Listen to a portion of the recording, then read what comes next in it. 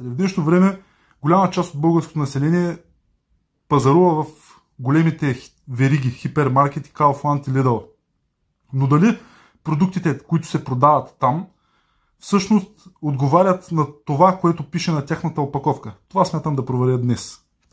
Сега ще ви покажа всъщност 3 продукта, които аз съм се закупил от Kaufland, които ни се представят като български, а всъщност дали са български, това вече ще подложа на въпрос. Сега, първият продукт, който ще покажа, е кашкавал на интересната марка, продавана в Lidl. Това е марката Родна стряха.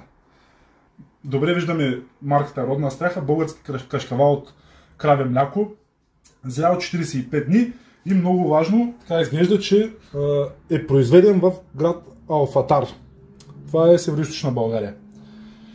Български държавен стандарт, имаме щампа качество от България и така нататък. Въобще всичко от първата страна изглежда, че този кашкавал е наистина произведен или поне е опакован в България.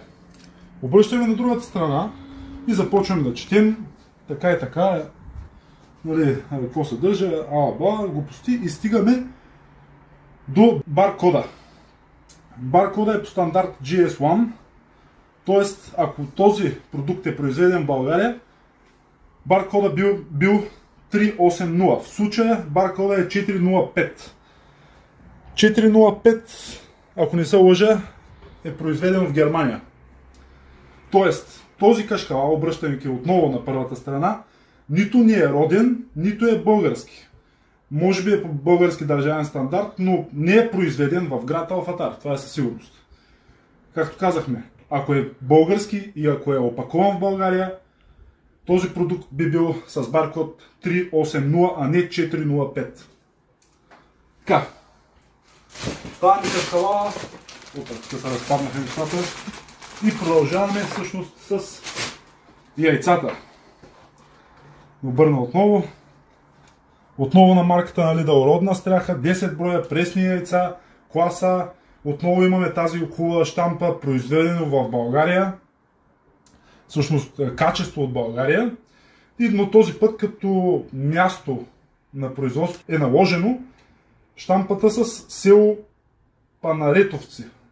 Не знам дали го чета правилно, нали?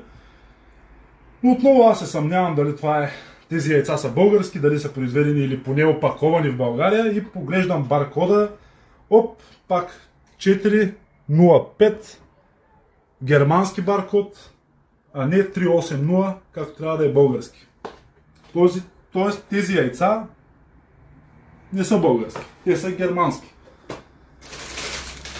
Сменяме към другата верига магазини, или по-скоро верига хипермаркети Kaufland и тяхната така красива и звучна марка Брей. От тях се взехме спанак, който на пръв поглед изглежда, че е произведен в село Оризаре. Това село не съм го чувал. Всичко сигурно е наистина обрано от това село, гледан в това село и така нататък. Или поне е пакетиран в това село.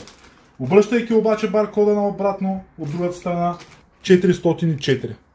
404 отново е Германия, защото от 400 до 420 всички продукти, които носят този баркод, са произведени или, както казах, може би е по-правилно, опаковани в Германия. Тоест този спанак и той е германски.